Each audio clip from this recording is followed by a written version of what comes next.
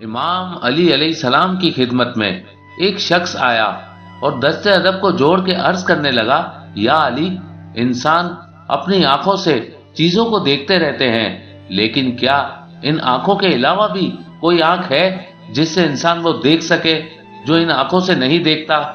بس یہ کہنا تھا تو امام علی علیہ السلام نے فرمایا، اے شخص، یاد رکھنا، انسان کے جسم کی آنکھیں تو صرف وہ دیکھ سکتی ہیں جو چیز روشنی کو روکتی ہے، جو چیز روشنی کو روک نہیں سکتی وہ انسان کی آنکھ بھی نہیں دیکھ سکتی۔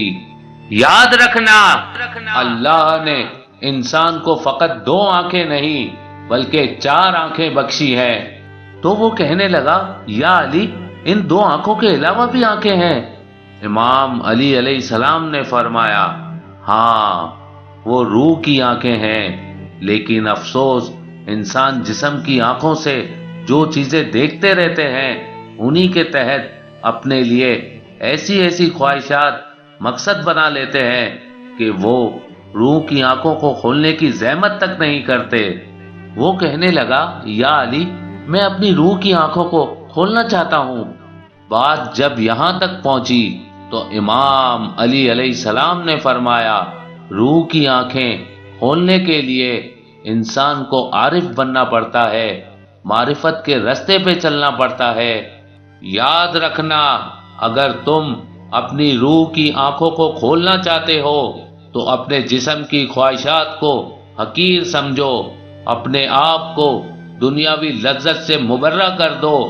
جب تم خواہشات سے مبرہ ہو جاؤ گے، تمہارا ہر فعل اپنی نفس کے لیے نہیں بلکہ اللہ کی رضا کے لیے ہونے لگے گا، تو تمہاری روح مطمئن ہونے لگے گی اور تمہاری روح کی آنکھیں کھلنے لگے گی۔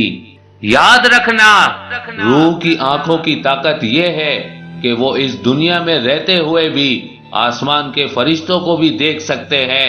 کائنات کے سارے پردے اس انسان کے لیے کھل جاتے ہیں۔ وہ انسان رہتا زمین پہ ہے لیکن آسمان کے رستے اس کی آنکھوں کے نزدیک روشن ہونے لگتے ہیں۔ تبھی جب عارف اپنے آپ کو پاتا ہے تو اس کی روح کی آنکھیں کھل جاتی ہیں، تو وہ دوسرے انسان کو دیکھ کے حیرت کرتا ہے کہ انہوں نے تو ابھی وہ دیکھا ہی نہیں جو میں دیکھ رہا ہوں۔ اس نے کہا، یا علی، کوئی ایسا اسم دے جس کو میں پڑھتا رہوں اور اپنی خواہشات کے دلدل سے نکل کر روح کی آنکھوں کو کھول دوں۔ امام علی علیہ السلام نے فرمایا، تم جو بھی کھاؤ اللہ کا نام لے کے کھاؤ، اور جب بھی کھا لو تو اللہ کے شکر کو اپنے وجود سے ظاہر کرو۔ رات کو سونے سے پہلے باوضو ہو کے سویا کرو۔ صبح اٹھنے کے فوراً بعد سورہ رحمان پڑھا کرو۔ اپنے جسم کو حرام غذا سے بچا لو، اپنے وجود کو لوگوں کو تکلیف دینے سے بچا لو۔